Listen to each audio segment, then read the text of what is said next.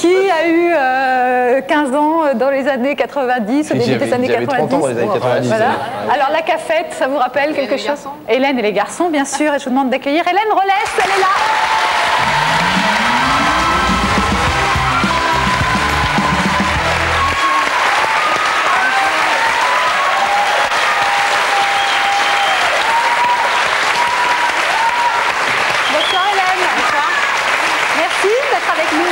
Ce soir.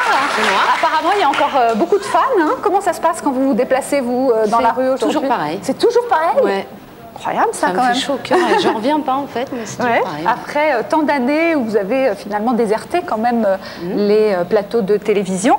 Alors, avant de vous donner la parole, parce qu'on va vous poser plein de questions tout à l'heure, mais je voudrais qu'on revoie des images de vous à la télévision, puisque vous avez été, vous aussi, comme Loana, je le disais tout à l'heure, l'idole de toute une génération, un vrai phénomène de société avec Hélène et les garçons. Alors, on regarde tout de suite quelques images sur les débuts de cette aventure exceptionnelle.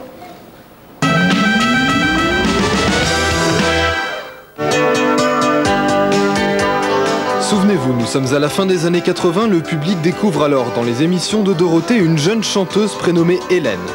Elle vient tout juste de se faire remarquer par Jean-Luc Azoulay, un producteur de télévision au cours d'une audition au Mans.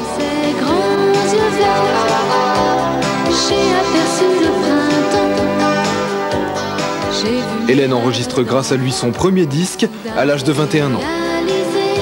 On lui a fait un disque qui s'appelait Dans ses grands yeux verts, qui n'a pas trop mal marché parce qu'on a dû en vendre 90 000, ce qui à l'époque était pas mal pour un premier disque. Et puis ensuite on a commencé la télévision. Comme on l'aimait bien, on l'a mise au standard pour répondre au téléphone. Et alors c'était assez amusant parce que donc elle répondait au téléphone et puis quand on avait un trou dans l'émission, elle se préparait et puis elle venait chanter sa chanson.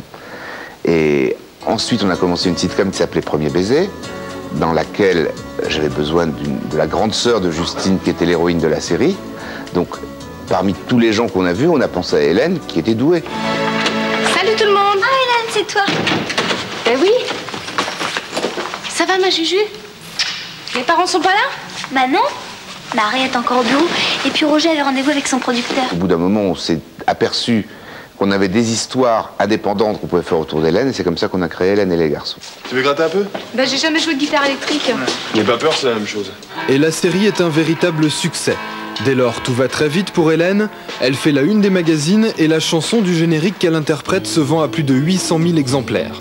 La série, tout comme ses albums, s'exporte dans le monde entier et c'est à Cannes en avril 93 que ses producteurs prennent conscience du phénomène.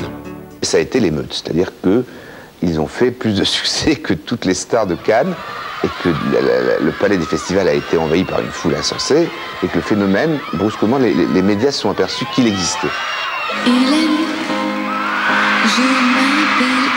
Star de télé mais également star sur scène, Hélène enchaîne tournée et Zénith en 93 où elle fait 7 concerts à guichet fermé.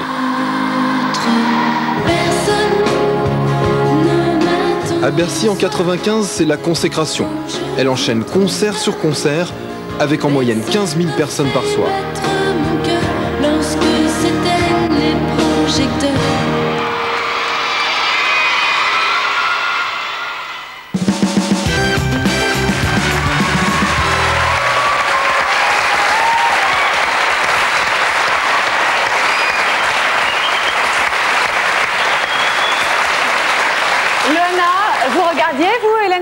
Bien sûr. Oui. Et vous... J'ai même l'album à la maison, moi. Oui, c'est vrai, vous chantiez la chanson. Non, je ne chantais pas, j'aimais bien les chansons, les paroles étaient très belles. Et Hélène, c'était votre idole quand vous étiez petite ou... Enfin, petite, adolescente? C'était pas mon idole, disons que j'avais pas les posters dans la chambre, mais je suivais avec intérêt, disons que c'était le personnage dans lequel je me représentais le plus. Assez timide, romantique, donc oui, voilà. Ça tombe bien que vous soyez là ensemble ce soir alors. De mon enfance, enfin de mon adolescence, parce que c'est pas si vieux que ça. C'était il y a un peu moins de 10 ans en fait, Hélène. Hélène et les garçons, le début. Alors là on a vu ces images du Zénith, c'était assez phénoménal quand même, 100 000 spectateurs, non c'était à Bercy en 95. Oui, à Bercy, le Zénith c'était 2 ans avant. 2 ans avant le Zénith, comme Natacha Saint-Pierre qui vient de faire ses débuts au Zénith. Vous avez fait le Zénith aussi. Et alors, qu'est-ce qui s'est passé après? Parce qu'il y a eu un malaise, vous êtes effondré sur scène. Après, on a dit que vous étiez fatiguée. Ça, rien. Je me suis arrêtée parce que j'étais fatiguée. J'avais tout donné pendant 10 ans. J'ai donné. Je me suis un peu oubliée. Donc, j'avais besoin de me reconstruire, quoi. Natacha, vous avez ce sentiment qu'on donne quand on fait votre métier? C'est sûr qu'on donne beaucoup, mais on choisit ce métier-là parce qu'on a envie de faire ça. Donc, on sait vers quoi on s'en va. Ouais. Moi, c'était un public jeune. C'était un public très jeune, ouais. Donc, ils sont plus accaparants, les enfants. Ouais. Quand vous avez vu le phénomène, Loana, que vous voyez qu'en 70 jours, elle a explosé comme ça. Ça a duré 70 jours seulement. 70 jours, le loft. Ouais. Est-ce que vous sentez des similitudes avec l'expérience que vous avez vécue, vous?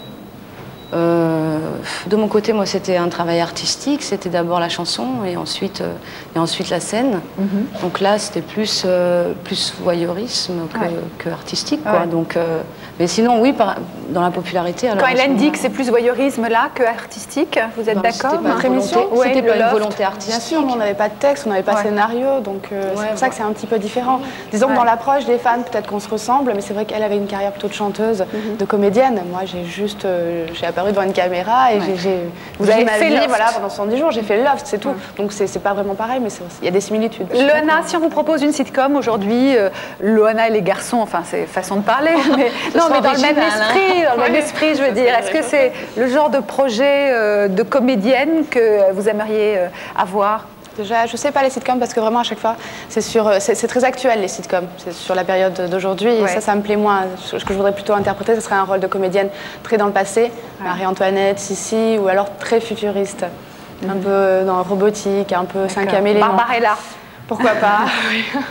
Donc voilà, je préfère justement jouer une comédie, mais la jouer vraiment à fond. Et je suis sûre que mes copines sont en train de se poser la question, que je vais la poser à leur place parce que bon. Alors les garçons, si éventuellement, parce que vous dites dans votre livre quand même que vous cherchez toujours le prince charmant. Disons que je cherche toujours l'âme sœur. Voilà.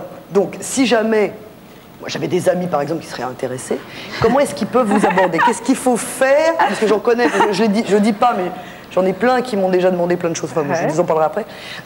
Et donc comment est-ce qu'ils peuvent faire éventuellement pour vous plaire, pour vous séduire, pour vous approcher? Parce que je suis sûre que là, il y a une horde de gens qui vous barricadent. Non, il n'y a pas une horde de gens qui me barricadent. Disons que c'est très dur de m'approcher parce que déjà, de une, je suis très timide. Donc quand quelqu'un qui s'approche, moi, je recule. Donc que ce soit quelqu'un de patient déjà. Et après, il faut qu'il y ait un feeling qui passe. Il n'y en a pas un qui a essayé? Non.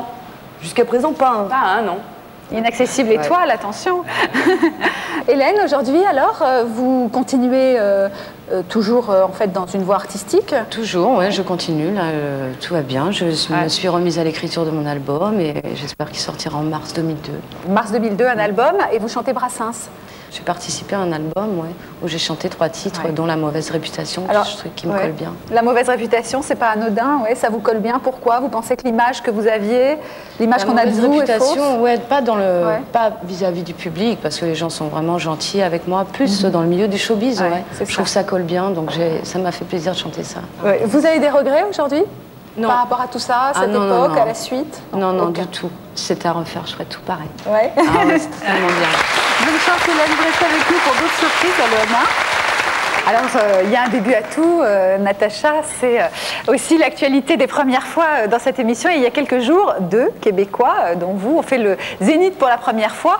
C'est Garou, bien sûr, qui en quelques mois est devenu une véritable star. Il est aussi devenu un des plus gros vendeurs de disques en France, 1 million d'exemplaires pour son premier album. Fait exceptionnel, il a autorisé pour la première fois une caméra dans les coulisses du Zénith pour ses débuts, très fort en émotion. Et puis vous, Natacha, vous faisiez aussi vos débuts, puisque vous étiez en première partie de Garou pour le Zénith. On va voir avec lui ses premiers instants dans quelques moments là.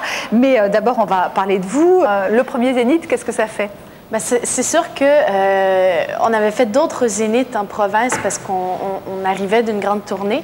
Et bien que la salle en tant que telle est pareille comme tous les autres zéniths, il y avait quelque chose de spécial parce que, je sais pas, on était à Paris, il y a tous les gens qui nous entourent. Le public nous a bien accueillis tous les deux.